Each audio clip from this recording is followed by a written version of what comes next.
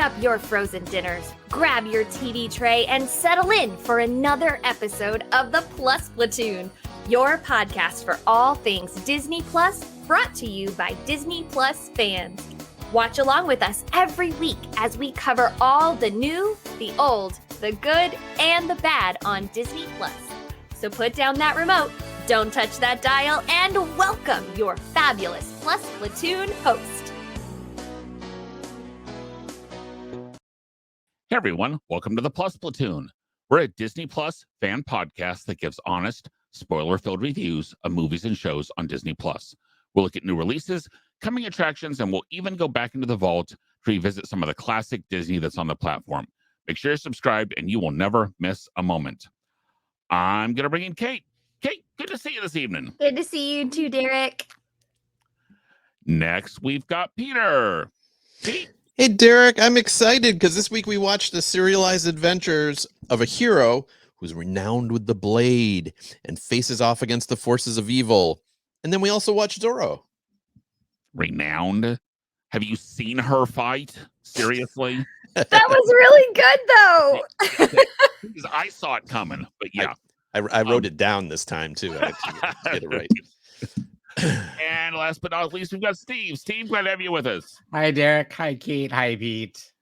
Guys, if you have not already, please like, subscribe, share. That way you'll never miss any of our episodes we've got coming up. And we've got some really fun ones, especially those coming up in November. We're going to go way back into some of the vault stuff that's a lot of fun. But this week is a show I have been looking forward to since Disney Plus started. This was not one of the original shows that they brought out. They just brought this out in its entirety this last spring or summer. We're looking at the Disney TV series Zorro. Went from 1957 to 1959. There were 2 seasons of 39 episodes each, and starred Guy Williams as Zorro. And it was Disney's first fully scripted any kind of dramatic series that they ever did. Only other things they ever had were the Disneyland show and Mickey Mouse Club. He actually premiered Zorro, Guy Williams as Zorro, on Disneyland's 4th anniversary show, with it coming out then that fall. Walt Disney, this was kind of his baby. He loved this series. He would spend so much time on set. He insisted that all of the sword fighting be real. And Guy Williams was actually a trained swordsman that they then got the guy who trained Errol Flynn, Douglas Fairbanks, and all those guys from the movies to increase the sword fighting. So he insisted all the swords were real, had real edges on them, had real blades. Had comedy, has lots of fun. Pete, I'm going to start with you on this one. Now, everyone looked at the first 13 episodes, which was the first story arc of the first season. Pete, what makes this series a masked classic? Wow, I couldn't really, I don't think I've ever watched this like all the way through. I mean, I knew about it, things like that.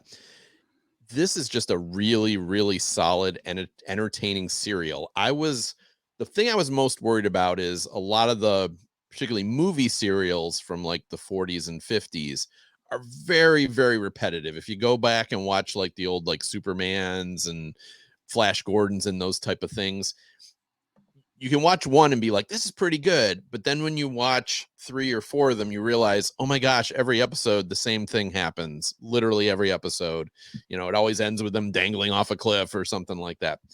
And so I was a little worried that we were going to have that it was going to be like the same episode, the bad guy does something, Zorro comes to the rescue, there's this big sword fight, he jumps off of something. And it wasn't that. It was really, an entertaining story told across 13 episodes. There was enough difference between the stories. There was this kind of continuous story of he was fighting against, and I keep forgetting his name, Montessario. So there was the governor of Los Angeles, Montessario, was somehow trying to take over. You never really knew what his plan exactly was. but he was trying to take over the area from the landowners, and Don De La Vega Jr.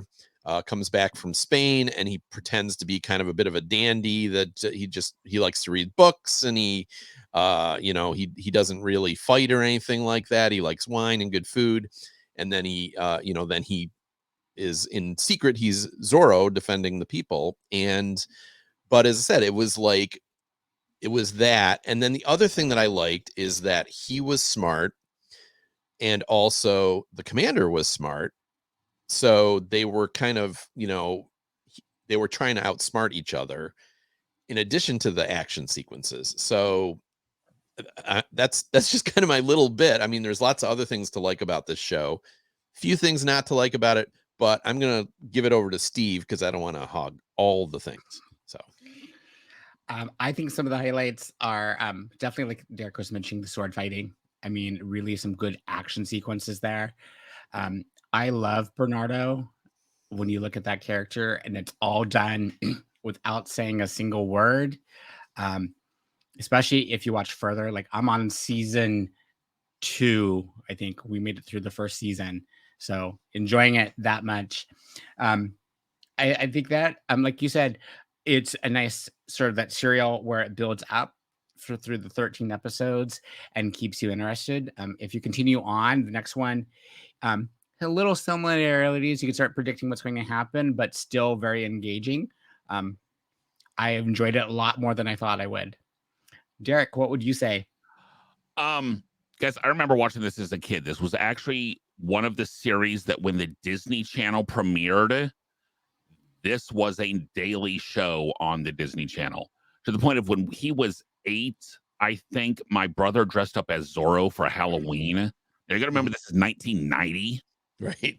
And he's wearing, now, much to my mother's consternation, an all-black costume trick-or-treating. So he had reflective Z's on his front. Nice. So Excellent. But this is just a fun show. It's funny. It has some of the humor is predictable, some of the humor is not. You're right. Bernardo is the actor was basically a highly regarded mime. Is why they had him be mute, is because what he was known for was miming stuff, to the point of he was on he did the Golden Horseshoe Review at Disneyland for a couple years, in a bit where he didn't talk, but he got his fingers stuck in the guitar strings. And so but it was all without talking. You've got the clumsy sergeant the big fat clumsy sergeant who means well, but doesn't always do what's right. As a matter of fact, actually never does the right stuff. But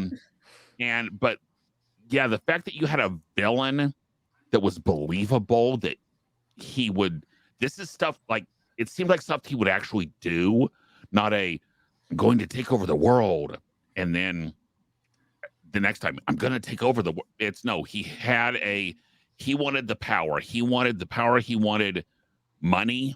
He wanted land. If I remember right from the first couple episodes, he wanted the land of the area, and he wanted all the taxes to come to him instead of going back to the king and queen in Spain. This was when California was still part of the Spanish Empire. So,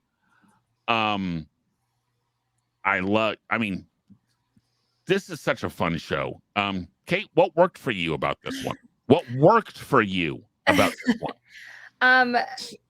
The guy who played Zorro, his name's Guy, right? Guy Williams. He's so attractive. Mm-hmm. I mean, he's like the George Clooney to me of that era. Just so, his smile. I mean, I just giggled every time. Much like you, Derek, and Derek's a little bit older than me, but I also watched this as a kid, but I watched it at night when the Disney Vaults, when it was the Disney Vault, and it was Davy Crockett, it was Three Musketeers, the Mouseketeer or Mickey Mouse Club. So that is and then it was Wonderful World of Disney or Disney Color, World of Color, or whatever it was. So that is when I watched it. And it's good. I feel like I'm gonna be the Derek of this episode. Oh man, I don't like that. I did find parts funny.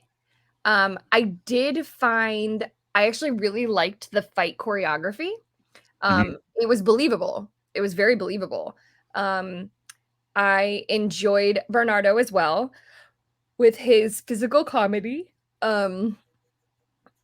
There were little moments that I really liked. The whole something that I liked as a whole is it was very believable. Like there was one scene, I think it was in like episode 7 or 8 maybe, where the sergeant is in the bedroom, and Don Diego, Diego. yeah, who's Zorro, was also in the room, and the Bernardo comes in, and he's like, Bernardo's trying to tell him something, and Bernardo's like looking at him, and then the sergeant turns around and he's like, and like it just, but like the look on Zorro's face, I remember thinking to myself, like, this is really believable. Like, I believe that this is exactly what would happen if I was trying to stand behind someone. I really loved, even though there weren't very many, I loved the female actresses in this show. I thought they killed their part. I thought they did a great job. Yeah, I really did enjoy, for the most part, this show.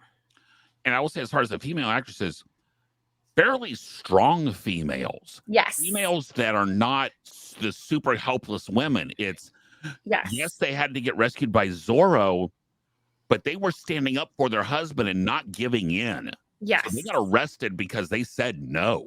Correct. So very strong females. The other thing that I was appreciative of is that, for the most part, now Guy, who played Zorro, is actually Italian. Yes. But it felt like, for the most part, they didn't just take a whole bunch of white guys and be like, be Hispanic. Like, I felt like they did their due diligence for the most part. Not entirely, but go ahead, Derek. Especially because Hispanic back then meant from Spain, so they could get away with some of the more European-looking people coming over. Yeah. Guy Williams, actually, does anyone know what else the other series he starred in the 1960s? The most handsome man in the world. Lost in Space. Really? Oh, that's right. Dad in Lost in Space. He was the dad? Yes. Holy cow. He was the dad in Lost in Space. Little bit of backstory. This series was canceled after 2 seasons because Disney and ABC could not agree on copyright rights to the series.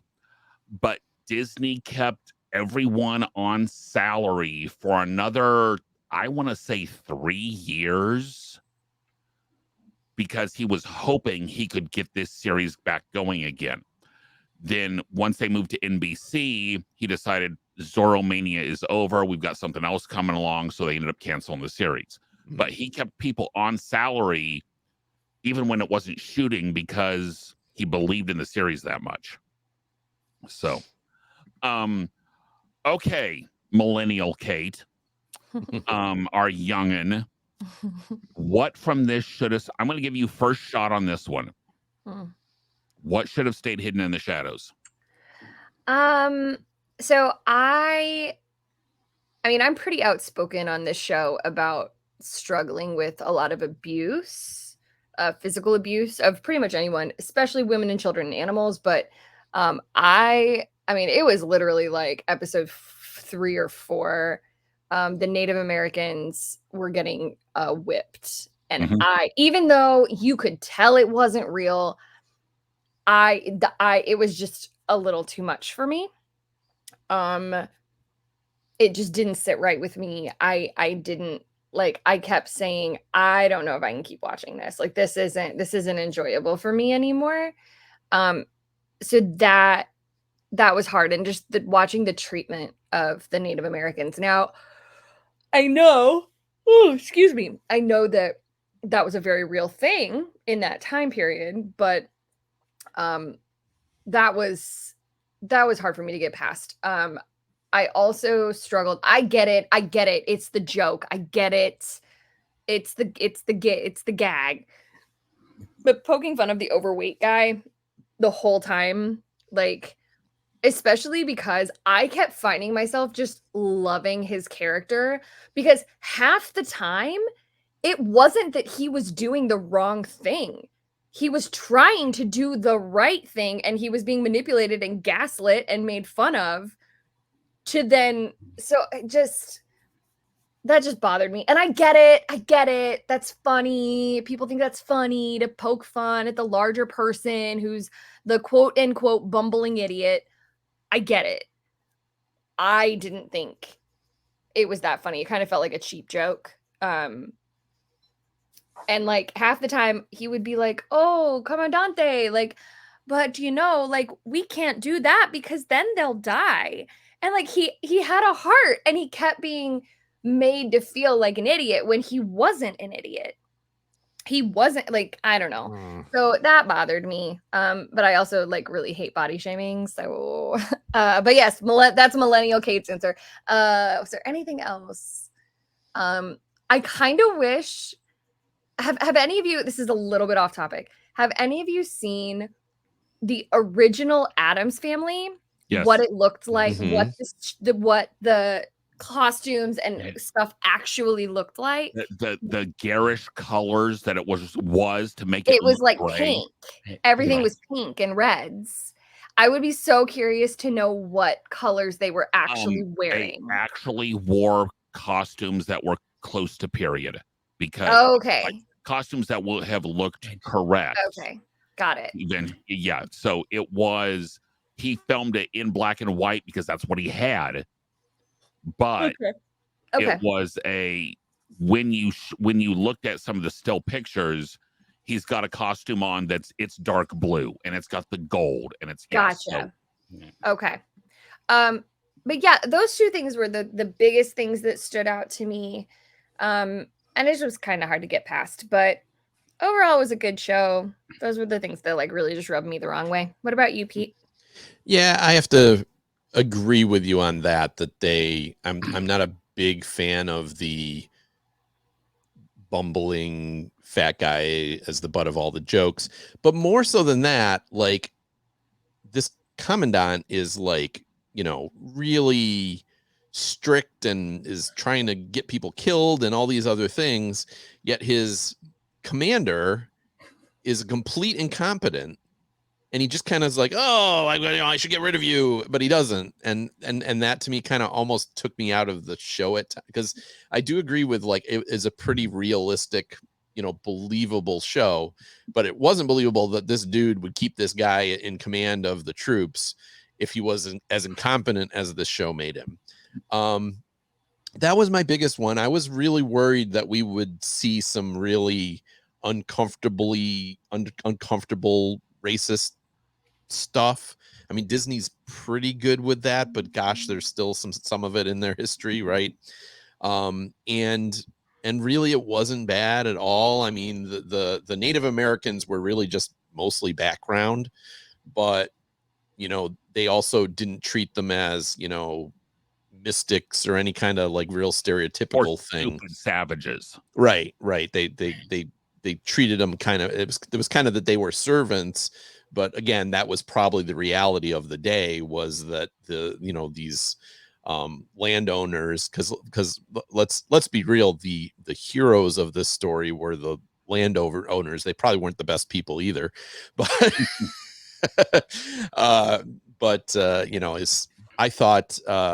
I thought overall I didn't really have a lot of problems with the show, other than the treatment of that one character that Kate already mentioned. And yeah, I can't really think of anything else. What about you, Steve? Anything that bothered you about it?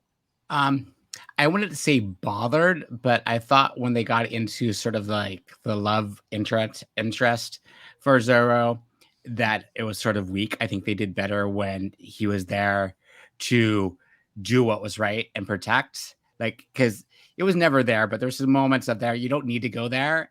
I don't think it's adding anything to the story. I mean, that was my biggest thing. I also agree with Kate. There's some things where it's like I don't need to see that. There's a few like sort of things that are sort of NPC, but like you were saying, there's very few moments there. I mean, overall, it was very enjoyable to watch. But for mine, it was just sometimes the love interest. You don't need to go there. It's not adding to the story. Yeah.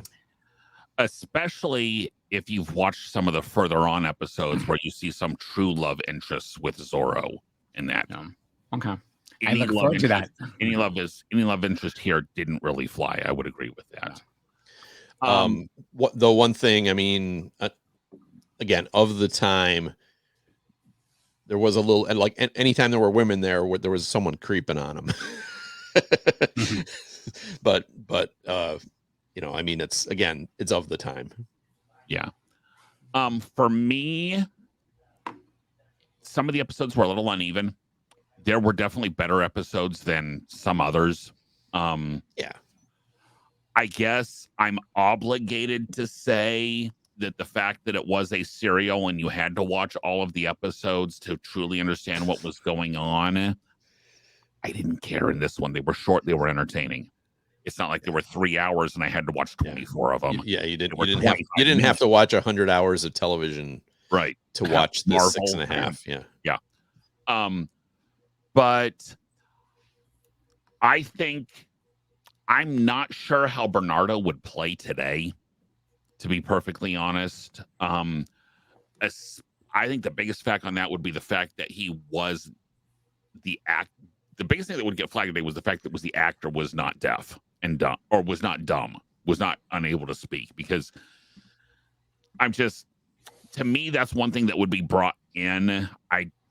I don't agree with it. I think it was a very funny take on it, especially with the fact that he was pretending to be deaf as part of his character. I think was very good. To me, I guess that the biggest part of it was the unevenness. I found myself honestly skipping like some of the horse chase scenes, just because those were a lot the same. Those were a lot the same. Zorro chase. There's not a lot to do with horse chasing. No, there's not a lot, and they had a lot of horse chase scenes. Yeah. So mainly because they don't take as much choreography as sword fighting. Right. But that was I said, okay, I get the not really liking the bumbling idiot, the big fat bumbling idiot. But yet you also brought up the point that he was actually seen as probably the best of the guards. He was humane. He knew what you should and shouldn't do. He 100%. was always trying to do the right thing. Yeah. And he made Montessario look even worse. Yes. So Yeah. I will agree with that. But I mean, is this a perfect show? No, I don't think there's anything such thing as a perfect show. But or very, very, very few things as such things as a perfect show. But that was about all I really saw that was not that great. I will say, Kate, you have something in common with Annette Funicello. Other than the fact that we're both Delta Gammas, thank you so much. The fact that you both thought Guy Williams was hot. He's beautiful. And that is why in season 2, Walt Disney put her in 3 or 4 episodes of this because he knew she had a crush on Guy Williams. Well, who wouldn't? Any person walking this earth, if he flashed that smile, never mind. Wow. Okay, we just smiling while fencing. We almost just lost our safe for work thing. Safe for work rating. Okay. Kate, I'm going to throw you a bone on this one because I know you typically have trouble with these kind of questions. Actually, I am good at this one, but go ahead. So I'm going to let you go first on this one. Okay. Who would you, if you're remaking the series, right, and remaking it as a series, yeah, not as a one-off movie, but as a series, who would you cast in a remake? Okay. I don't know who I would cast as Zorro because I was going to say Antonio Banderas, but he already played Zorro. Been there, done that. Ricky Martin could probably do it well years ago.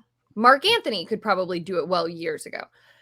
It was easier for me to name the other characters, if I were to do the Sergeant, either Michael Pena, who's in Ant-Man. He's the one who, do you know who I'm talking about? Yeah. Luis. Or there was one other one that I was gonna say. Was it George Lopez, maybe, as that? George Lopez, I was actually I would put him as the sergeant. I would put, I have these all written down. Either Eva Longoria or Sofia Vergara as the daughter, the girl. Even at this age, let's be honest, even with them at this age, you wouldn't have them be the mother instead? Maybe.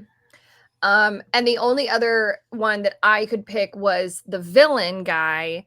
And I would put Andy Garcia, who is I can see that. Yeah.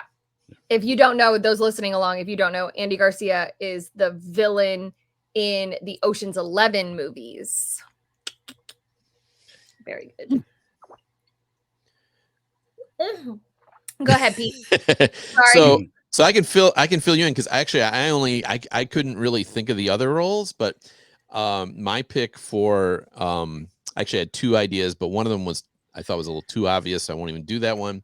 But I thought of maybe using Oscar Isaac from who was in Moon Knight. Oh yeah, he would be a good Zorro. I wanted someone that like wasn't too old.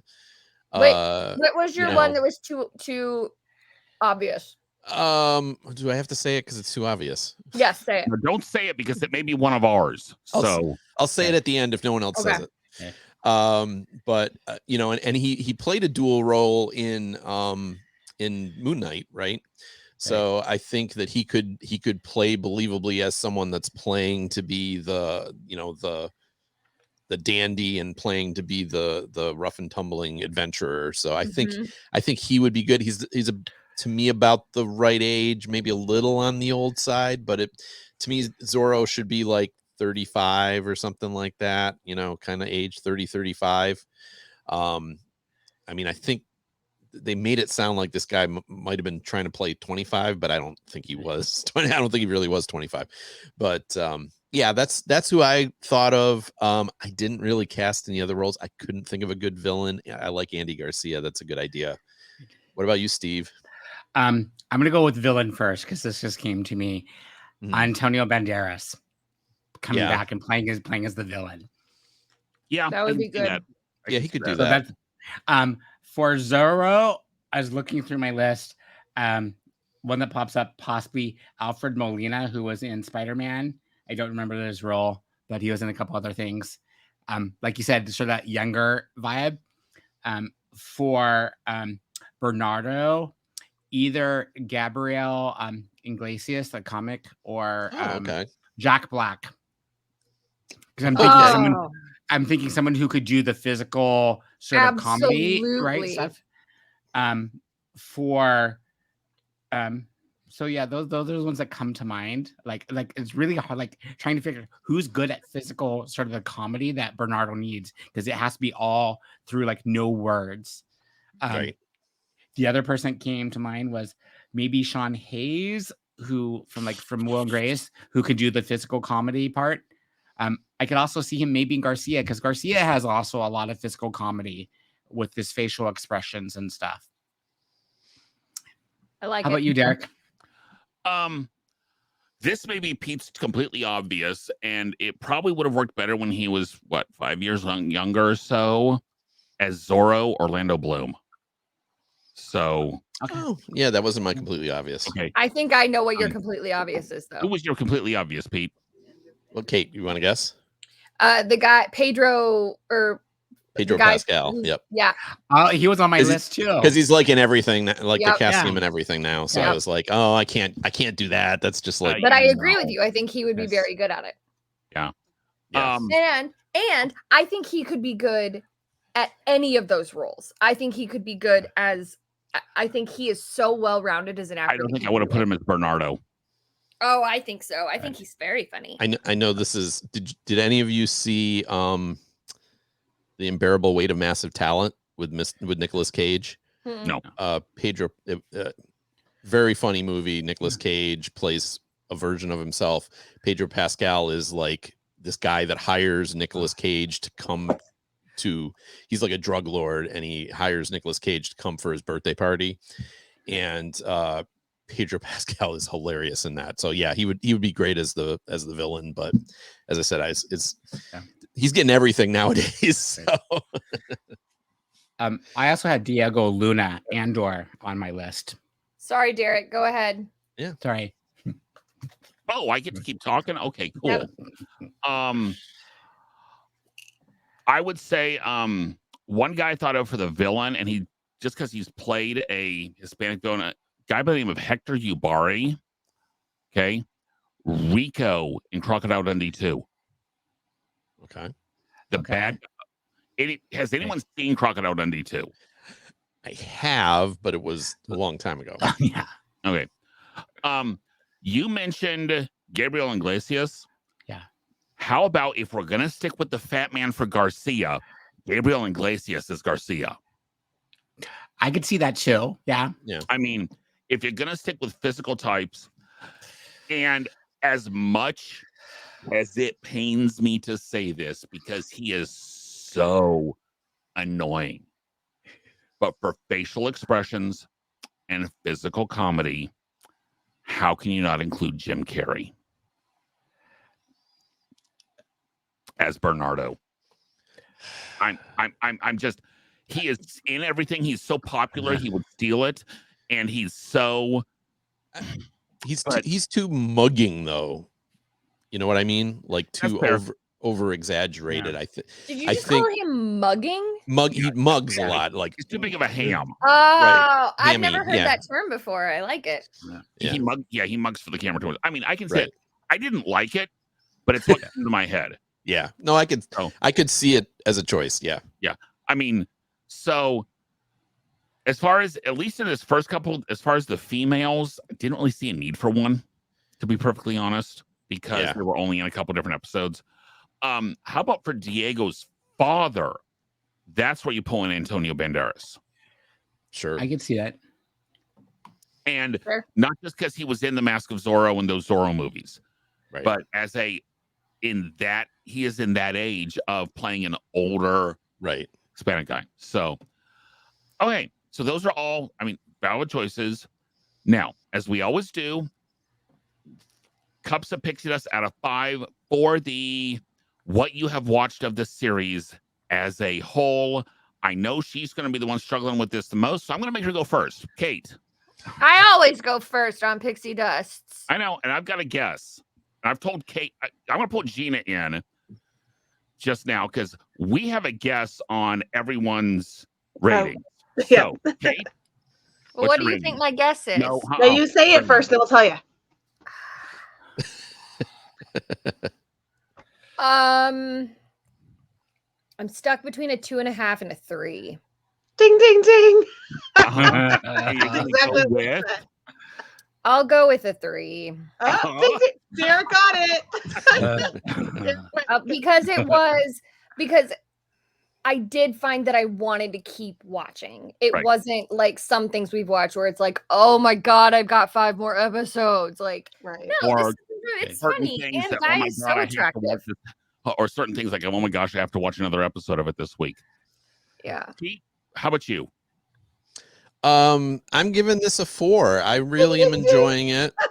And it's definitely like if my wife said, oh, can we watch this from the beginning? I mean, I would watch it again. I wouldn't want to do that tomorrow, but you know, because I ended up watching most of it on my own because, you know, it was a lot of episodes. And so like I watched it on the plane and things like that. And also like I could watch like 2 or 3 at a time. More than that, no, it was definitely not a sit down and watch 6 episodes type show. Right. But yeah, so I'm giving it a 4. Okay. Are we going card? All right. I started off the first 2 episodes as a 2, but I stuck with it, and I'm currently at a 4. Ding, ding, ding. We went card. We told all of us, didn't we?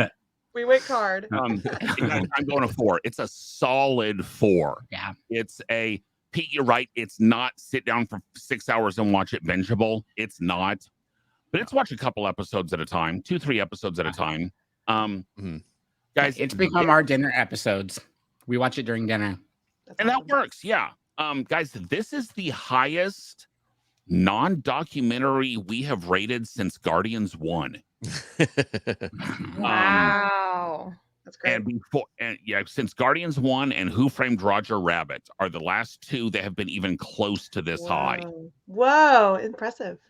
Wow. So it's, I mean, guys, this is a show to watch. This is something that stands up from 1957 to 1959, even though it only had 2 seasons. There's a lot of shows from that era that you watch now and you're like, oh my God, this is so bad. And this is not one of them. You know, it's like kind of like I was thinking of comparisons almost like I Love Lucy, right? Or Dick Van Dyke. Or Dick Van Dyke Show is a show that from that era you can go back and watch now and still be like, this is really good. But also not bingeable. So there's that. No, yeah. So the other thing we watched this week was Ahsoka episode 6, or as I call it, Ezra and the Amazing Technicolor Bad Guy. Because go Ezra to find. Anyway, so okay, nothing. Seriously, nothing on that. I got nothing. Fair enough. Okay, so since I kind of know what the far two are going to say, Steve, I'm going to start with you. Thoughts on episode 6? I love that they brought out Thrawn now. I felt like he really matches from Rebels and just how he's playing everything. As reading a thing of like, he should know who Ahsoka is, but I think he's playing like he's trying to gather information. Like he's going checking people, what do you know, to check it with his information and just how cool and collected he is. The reuniting with Sabine and Ezra did touch me. But it was, I don't know if Ezra, the actor playing Ezra, has meshed with me yet. I had to think about the timeline and stuff. I'm curious where it's going. I know there was some talk about Sabine's motives and what she's doing.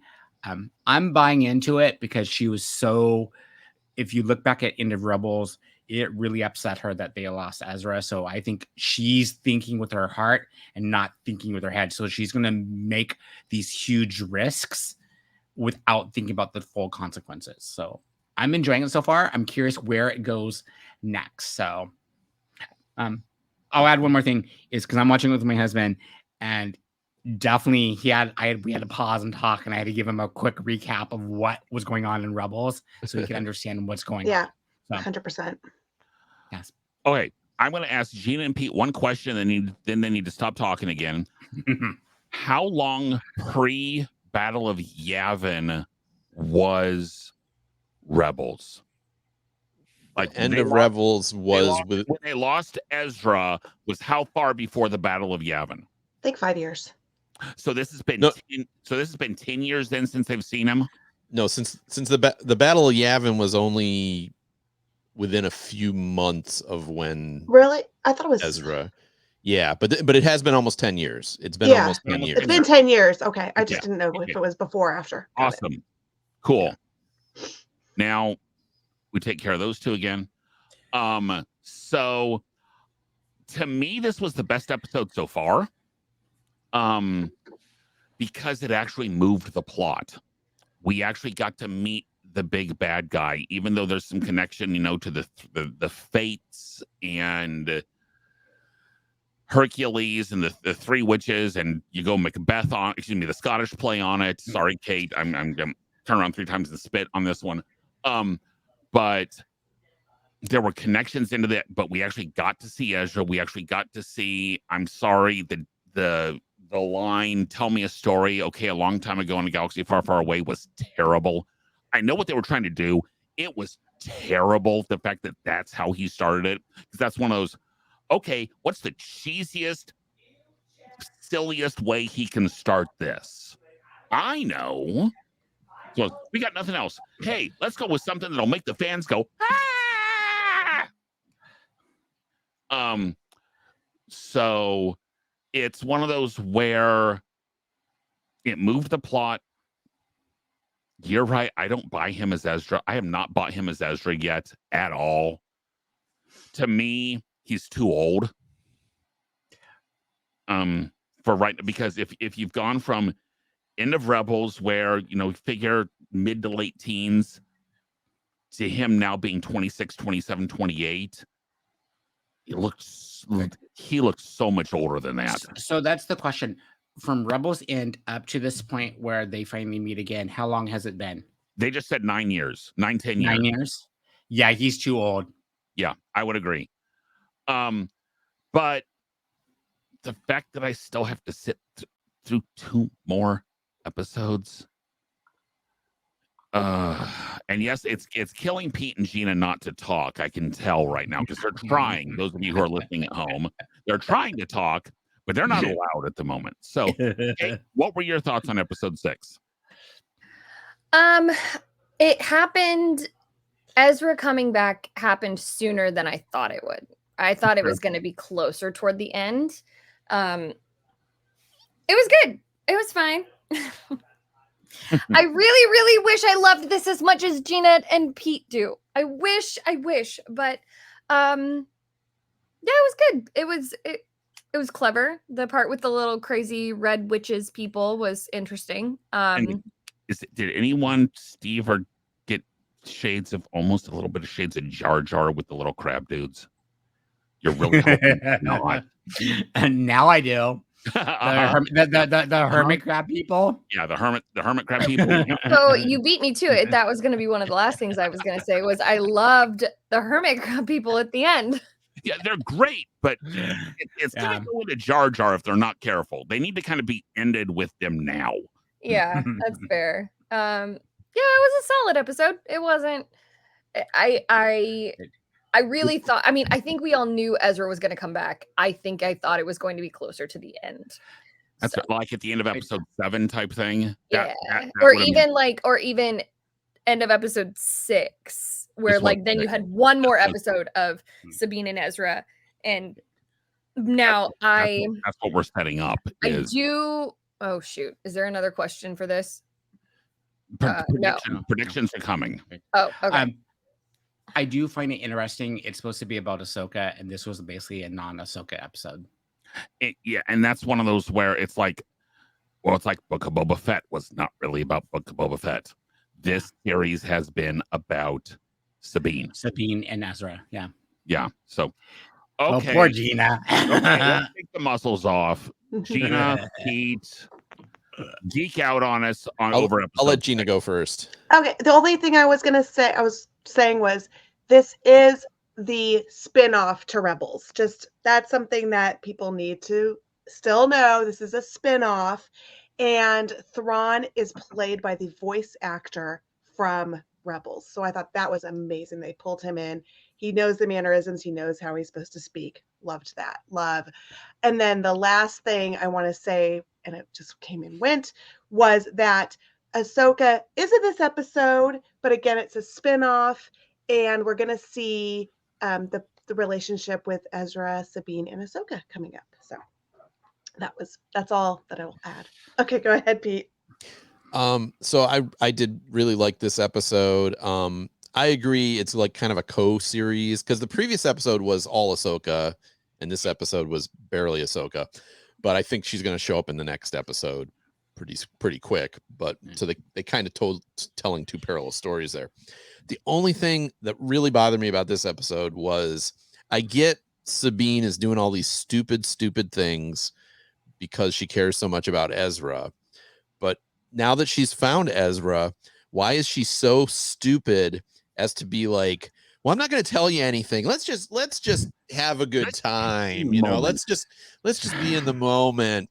No, you're stuck on a planet in another galaxy with no real way to get back. And Thrawn's here. They don't know Ahsoka's coming, right? Okay. And it's like, and plus he's like 10 years. He doesn't know that the Empire fell. That's what, yeah, right. The whole, he knows nothing. So you're not going to tell him anything. I was like, come on, Sabine. That was my biggest complaint about the whole series so far, was her being like, Dumb. oh, let's just relax and Yeah. talk a bit. Enjoy the moment Let's together. enjoy. Yeah. Oh, really? Okay. We have So 2 episodes left. One is airing as we speak, as we're recording this episode, and then the next one will Gotta air go. next week. Yeah, no. 10 No. minutes. So, Steve, gonna start with you again, and once again, gonna mute Gina and Peter on this one. So, Steve, predictions for the last 2 episodes. So Ahsoka's gonna come back, and she's going to save them, and then something's going to happen with Thrawn, and I think basically combo, they're going to have to realize they have to depend on each other to get back, and then Thrawn is going to go on to cause havoc in the galaxy or whatever. So, and then there'll be somewhere where they could set it up. If they want to do season 2, they could do a season 2, or they could do a Rebels or whatever spinoff, but they could also wrap up the story. That's my prediction. Okay. Hey, I'm gonna let you go next. So one thing that caught me in this episode was the way that Sabine's face looked when Ezra said, "I can't wait to go home." And I don't know if that's me just totally reading into it. The whole about that type look. Yeah. Yeah. So I'm not even going to try to say like, I think this is going to happen, but I think it's going to have something to do with that. Okay. If that makes any sense. I think that there is going to be some conflict resolution when it comes to Ezra going home. Okay. Yeah. Okay. So you think Ezra will get home? You think they're all going to end up back in the same galaxy that everyone else ends up in? Yeah. Yes. Okay. And I think Pete's mentioned this in sort of the chat we have, is this is really Sabine's story. She's going to be able to redeem herself. Oh, yeah. Yeah. Her had seen several things about, how her trying to open the door when Thrawn's ship was coming, and her trying to use the Force. In episode 8, she's going to be able to use the Force in a very critical moment. Yep. To me, you've also got Baylan Skoll will redeem himself. He will come out as a good, quote, good guy Jedi, because, he misses it, and he's going to see something that's going to go completely against what he was always believed in, and yada, yada. Or he's going to dive completely into the Sith because of something that's on the planet. You're going to see the Emperor has a projection there, and that's where he's going to know that the Emperor first is into the cloning, and he survived the dive down deep, and something stupid that way that's more of a Marvel thing to do. So, I think I would not be a bit surprised to see Ahsoka ultimately make a sacrifice to where she dies at the end, potentially. But I mean, I don't think it will happen because they want to, try and potentially bring back an season 2. But it would not surprise me if one of the main characters dies in this, just because of that's also a very Star Wars thing to do. And then they come back next season as a Force projection. So, okay, I'm going to unmute Gene and Pete temporarily because I need an answer. The alien dude on Rebels was Rex? No. Zeb. I think Zeb's going to show up in one of these last 2 episodes. I think Zeb will be the key to getting them home with Hera. Because Hera's still getting her butt chewed back on Coruscant for doing this. Right. She will be back. We have not seen the last of Hera. I think episode 7 is going to be all about getting them back to the normal galaxy. And I think they said something about how the whales, the space whales, come there to die. I think there will be whales that go in the other direction also, and then die there type thing. It's one of those. Ahsoka makes some kind of a Vulcan mind meld with them, and wrong series, and convinces them that you came here to die, you came here to sacrifice yourself. Send us back, and we will then be able to help give you a proper burial, because we've seen dead bodies of them back. So we know they don't all die in bone Saturn rings. So, I mean, I think this is going to be a fairly predictable ending, to be perfectly honest, especially if it continues as basically a Rebels season, whatever it is. Oh, sorry. Your turn. Sorry. For those of you listening at home, new drinking game is anytime they reference Rebels, Including take a drink. I will end up like not finish this show if we keep that up. Well, no, I'm not going to do it. I've only said it twice. I know. So, Gina, predictions for the last couple episodes. So I actually agree with you on a lot of the points. My one thing was with Ahsoka, I think she's gonna level up. I don't know if it's through being a Force ghost. I don't think that, but I think from her neutral state, she's gonna level up and create a new And be a full Jedi. Or whatever kind of Jedi, yeah. Even though she's no Jedi, she'll be something. And then I think Sabine is actually going to train with Ezra. There's going to be some training there. That's going to break off. This is on the bottom. And I do agree with Zeb and Hera. And Jason, maybe Sabine will train Jason, something with the kid. That's my other thing. But I agree with almost everything else. And that's an interesting. Pete, did you get a shirt from a Disney source? I did not, no. Okay, then who knows? I was thinking, if you got that from a Disney source and it says Warrior, Rebel, Jedi on the bottom. So what's on here was on the trailers. That's how they described her, was Warrior, Outcast, Rebel, Jedi. And she's clearly was in the trailers, and I'm for no the show. Jedi. So yeah. And I'm no Jedi. So we know she's no Jedi, but I think everybody's no Jedi. They all No. because we all know Luke is the last Jedi. So come on. No, he is not. The last Skywalker. Because that's something wrong. You know, everything you said in that sentence is wrong. Oh, sorry.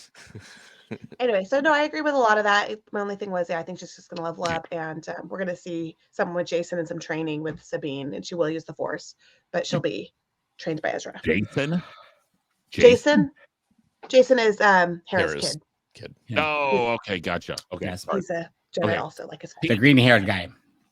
Yeah.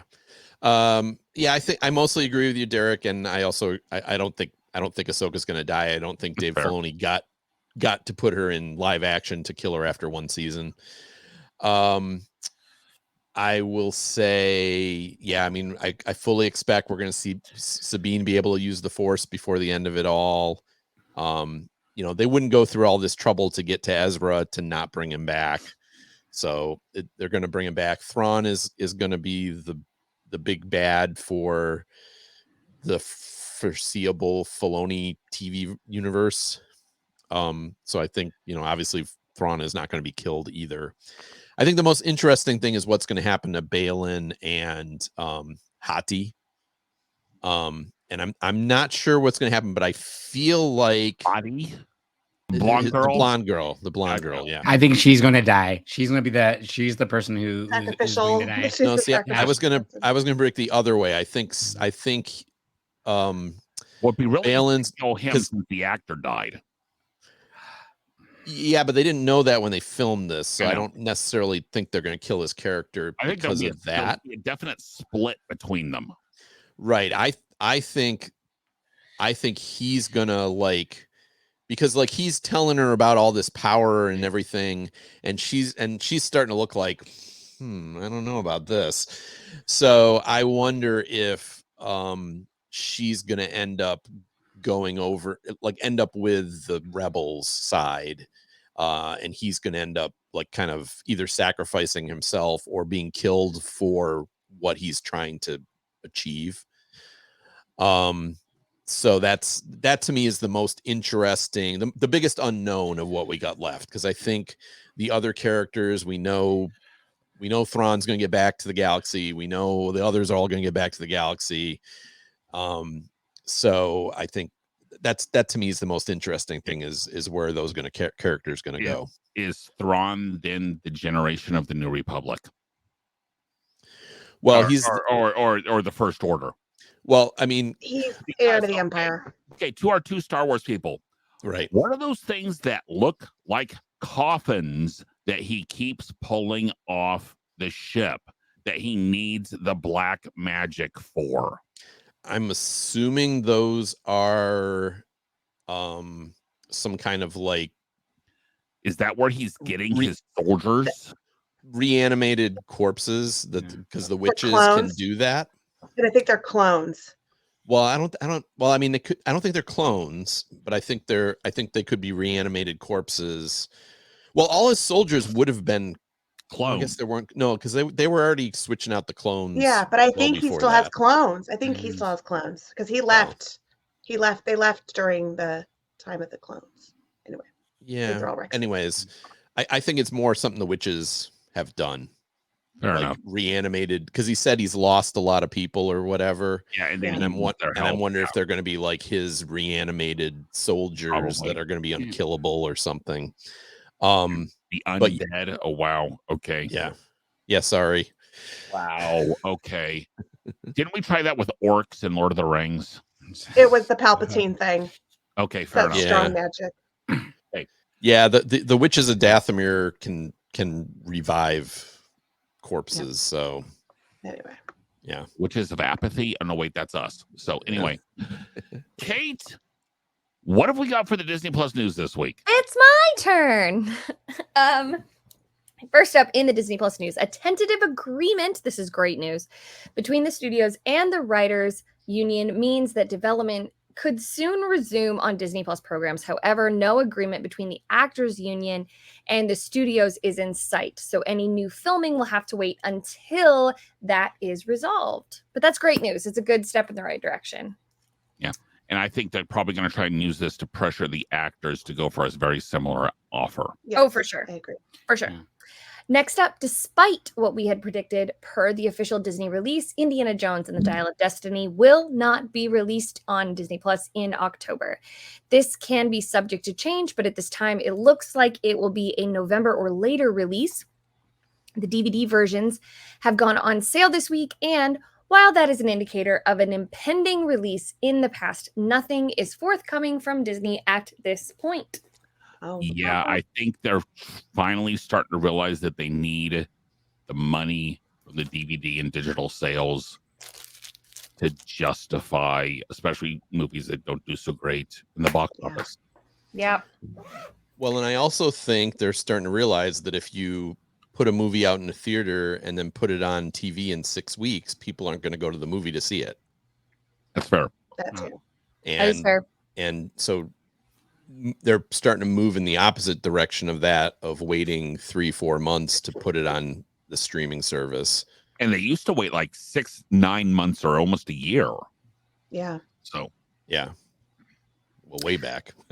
All right. And last but certainly not least, Disney is now releasing previously removed original movies off of Disney Plus in 4 purchase digital formats on Vudu and Amazon. These include Crater, Flora and Ulysses, and other made-for-service shows.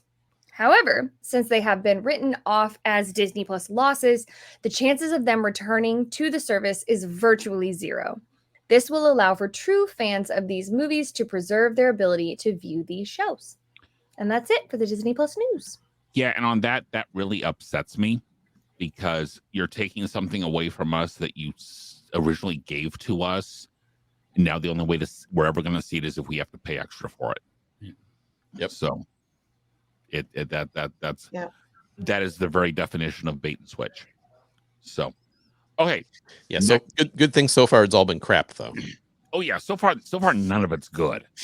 So, and don't know if you guys saw it. This wasn't a Disney Plus news, but this week Loki season 1 and WandaVision and some of those early series came out on Blu-ray and DVD, Okay.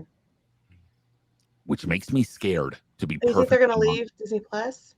No, but I think Disney's been losing so much money on Disney Plus that, to be perfectly honest, in 5 years, I don't know if Disney Plus is still around. Mm. I mean, to be perfectly honest, I disagree. I think it's like $15.99 a month, but I think it's still there. okay, that's fair. That's fair. Okay, next week we are watching the Ahsoka finale. We'll actually be watching 2 episodes, but we will be covering the finish of season 1 of Ahsoka. We're going to do a special Wednesday tape. We normally tape these things on Tuesdays. We'll do a special Wednesday taping so you can get our first reactions to the finale without it being a week later, especially because a week later, we've got Loki season 2. Which actually like timey-wimey stuff too. So it's all good. Timey-wimey. And if you thought the World Between Worlds was terrible, just wait till we get back into the Time Variance Authority. One of the things I like about Star Wars is no time travel. So, Yeah. and Okay, except for the World Between Worlds, there's very, very little time travel. Yeah. the World Between Worlds is not strictly speaking time travel. No. Right. So anyway, guys, we have a lot coming up. We've got a lot of fun stuff coming up, but we do have a couple weeks. Like we thought Indy 5 was coming to the service in October, and we're wrong. Specifically, okay, I'll take the vote on this one. I thought it was coming in October, and I was wrong. So we've got an open gap there. If you have suggestions, and I know you do, but no one's emailing us so far. So please email us at plusplatoon@gmail.com. The first email we get will be the selection we choose. Unless it's like Jane the sequel, and then we'll, pretend I never got the email. Guys, please email us at plusplatoon@gmail.com. Message us on Facebook, Instagram, Twitter, anywhere. Let us know what suggestions you have. Excuse me, on X.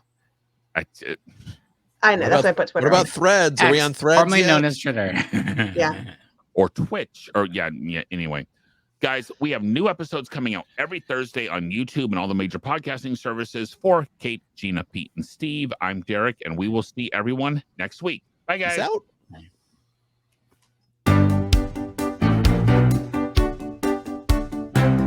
Thanks for watching this week's episode of the Plus Platoon.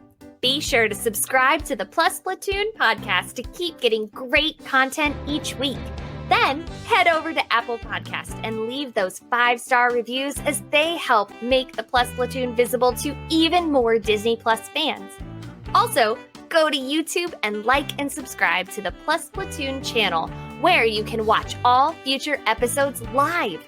If you have a question for the Plus Platoon, please send us an email to plusplatoon@gmail.com or connect with us on Facebook, Twitter, or Instagram @plusplatoon. The Plus Platoon is a Disney Plus fan podcast and is not affiliated with the Walt Disney Company or the Disney Plus streaming service.